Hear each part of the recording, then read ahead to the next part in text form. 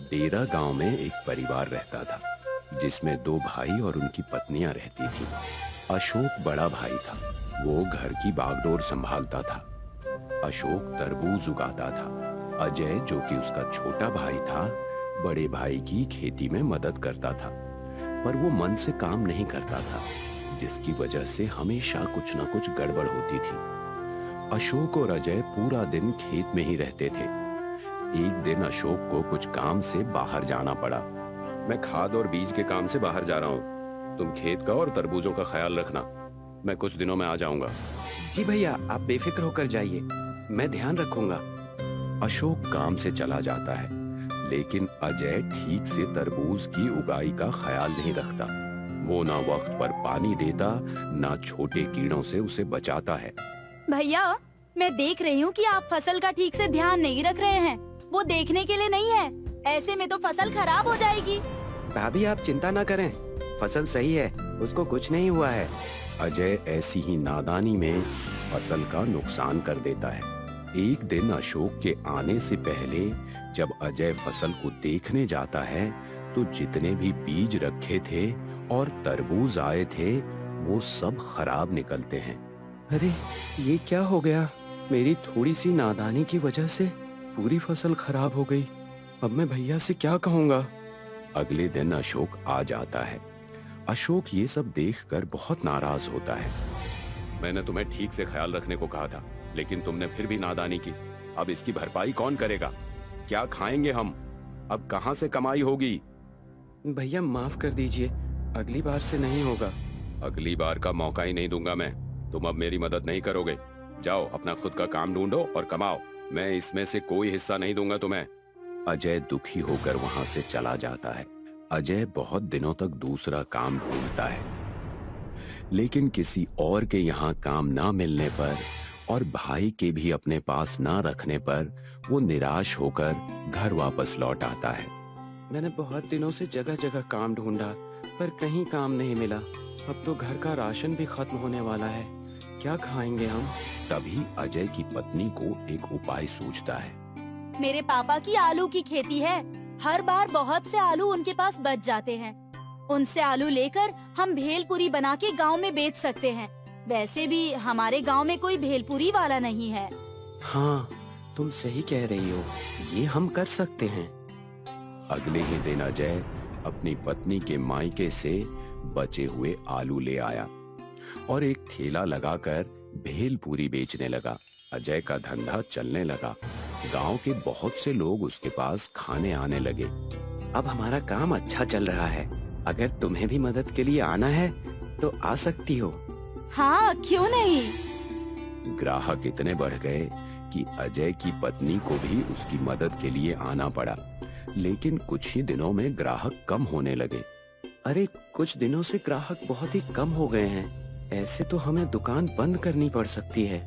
मैंने सुना है कि हमारे गांव में ही किसी ने हमें देखकर भेलपुरी की दुकान खोल ली है।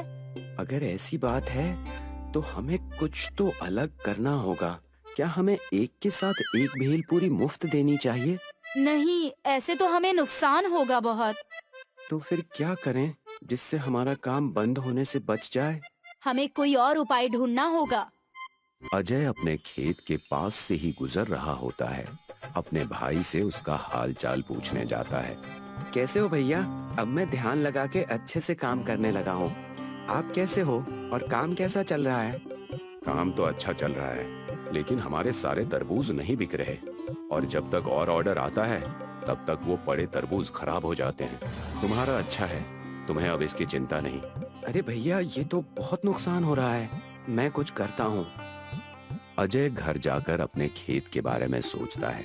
क्यों ना मैं बचे हुए तरबूज को अपनी भेल में इस्तेमाल करूं। भैया से खरीद कर उनकी कमाई और यहाँ उससे भेल में मिलाकर अपनी कमाई भी बढ़ा दूं।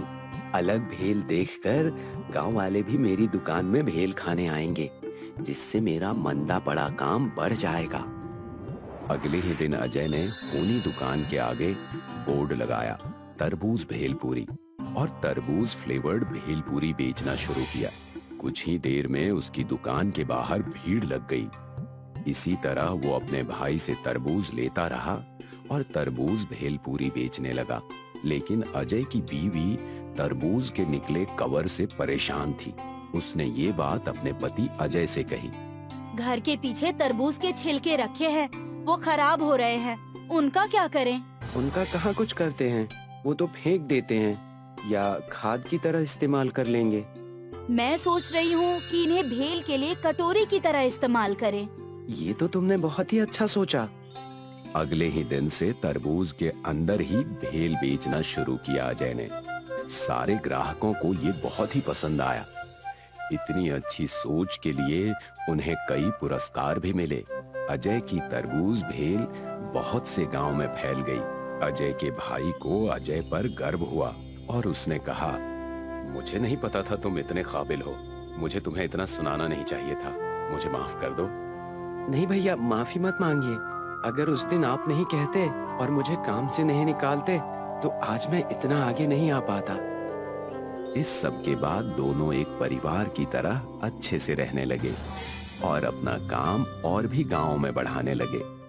एक गांव में सूखा और लंबू दो भाई रहते थे, लेकिन दोनों की आपस में बिल्कुल भी नहीं बनती थी। दोनों को लगता था कि उसका भाई उसका भला नहीं चाहता है, इसीलिए दोनों में रोजाना आए दिन झगड़े होते थे। उनकी माँ उनको समझाती थी, लेकिन वो दोनों अपनी माँ की बात नहीं मानते थे और इसका फायदा चतुर उठाता था। आए दिन दोनों अपना काम बदलते रहते थे। एक दिन सूखा ने बिरयानी की ठेली लगा ली, जबकि लंबू अमरूद ही बेच रहा था।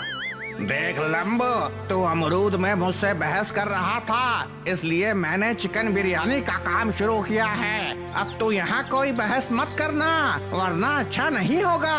देख भाई, अगर तू प्यार से कहता तो इस बार मैं तेरी बात मान भी जाता, लेकिन तूने मुझे पीटने की धमकी दी है। अब मैं भी कल से चिकन बिरयानी ही बेचूंगा। लेकिन इस बार मैं तेरा काम बंद करा कर रहूंगा। ठीक है, देखते हैं कि कौन जीतता है। दोनों बहस कर ही रहे थे कि तभी वहाँ चतुर आ गया। क्या हुआ भाई, कैसे लड़ रहे हो सुबह सुबह? और सूखा, तू आज बिरयानी ले आया, वो भी चिकन? अरे वाह, ला एक प्लेट तो दे, खाकर बताऊं कि कैसी बनी है। चतुर भैया, ये ठेला आपका है, जितना खाना है आराम से खाओ। चतुर ने बिना पैसों के ही खूब बिरयानी खाई। वो सूखा की बिरयानी की तारीफ करने लगा। ये बात लंबू को पसंद नहीं आई। सूखा, तूने बिरयानी तो गजब बनाई है, खाकर मजा आ गया। अब ये ग्राहकों को भी खूब पसंद आएगी। अरे भैया, तुम कल मेरे हाथ की बनी बिरयानी खाना, उंगलियां चाटते रह जाओगे। ठीक है, कल की कल देखी जाएगी। अभी तो तुम अमरूद ही खिला दो, तुम्हारे अमरूद भी कम अच्छे नहीं हैं। लंबू थोड़ी सी तारीफ से खुश हो गया और चतुर को मुफ्त के अमरूद मिल गए। सूखा ने दिन भर बिरयानी 50 रुपए प्लेट बेची और उसकी अच्छी कमाई हुई। ये बात उसकी आंखों में खटक रही थी। शाम को दोनों भाई अपने घर चले गए। अगले दिन लंबू सूखा से पहले ही अपनी कार्ट लेकर पहुंच गया और उसने उस बोर्ड पर लगा दिया, चिकन बिरयानी 40 रुपए प्लेट। कुछ ही देर में वहाँ सूखा भी आ गया। पागल, इतने कम में बिरयानी बेच रहा है। आज बताऊंगा तुझे कि तू कैसे अपनी बिरयानी बेच पाएगा। दोनों भाइयों के रेट में अंतर देखकर लोग लंबू के पास ही जा रहे थे और सस्ती होने की वजह से पेट भरकर बिरयानी खा रहे थे। ये देखकर सूखा को भी बिरयानी सस्ती करने का आइडिया आया और उसने 50 की जगह 40 लिख दिया। अब दोनों में बराबर की टक्कर हो गई और शाम को बिरयानी बेचकर घर पहुँचे। मैंने सुना है कि तुम दोनों आज भी अपना नुकसान करके आए हो। माँ, इसने मुझे धमकी दी थी और अब मैं इसका काम बंद करवा के रहूंगा। माँ, जब आपको कुछ पता नहीं हुआ करे तो कुछ भी मत बोला करो। ठीक है, अब से मैं कुछ नहीं बोलूंगी। तुम दोनों को जो भी करना है वो करो। एक दिन सुबह सुबह चतुर सूखा से मिलने आया। आओ चतुर भैया, बैठो। अरे मैं तो तुम्हें अपना मानता हूँ, इसलिए व्यापार के कुछ गुर सिखाने आया हूँ। भैया, अब तक तुम्हारी मान कर ही तो व्यापार कर रहे हैं। तुम अब बिरयानी को 5 रुपए में बेचना शुरू कर दो। 5 रुपए में तो चिकन का खर्चा भी नहीं निकलेगा।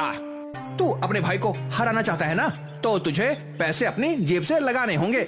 लेकिन मेरे पास तो पैसे ही नहीं हैं। तेरा भाई कब काम आएगा? जितने पैसे चाहिए मैं दूंगा। जब तू कुछ कमा ले तो मुझे वापस कर देना। चतुर ने सूखा को कर्जा दे दिया और सूखा ने 5 रुपए चिकन बिरयानी का बोर्ड लगा दिया। उसके पास लाइन लग गई। लोग टोकन लेकर अपनी बारी का इंतजार कर रहे थे। लंबू ये देखकर दुखी हो रहा था। तभी वहाँ पर चतुर पहुँच गया। क्या हुआ लंबू, तू दुखी क्यों है? परिणाम सामने है और आप मुझसे दुख का कारण पूछ रहे हैं। तो तू भी 5 रुपए में बिरयानी बेचना शुरू कर दे। मेरे पास इतने पैसे ही नहीं है। ना जाने सूखा के पास पैसे कहाँ से आ गए। तू फिक्र मत कर, मैं तुझे कर्जा देता हूँ और तू भी अब 5 रुपए में चिकन बिरयानी बेच दे। चतुर ने लंबू को भी कर्जा दे दिया और दोनों भाई 5 रुपए में चिकन बिरयानी बेचने लगे।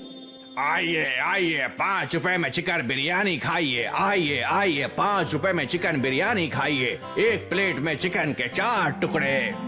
स्वादिष्ट और सस्ता चिकन, एक प्लेट में 5 टुकड़े और मात्र 5 रुपए में। दोनों भाइयों की दुश्मनी का लोगों ने जमकर फायदा उठाया और 5 रुपए में भरपेट बिरयानी खाई। आज दोनों भाई दोपहर को ही सारी बिरयानी खत्म करके घर पहुंच गए।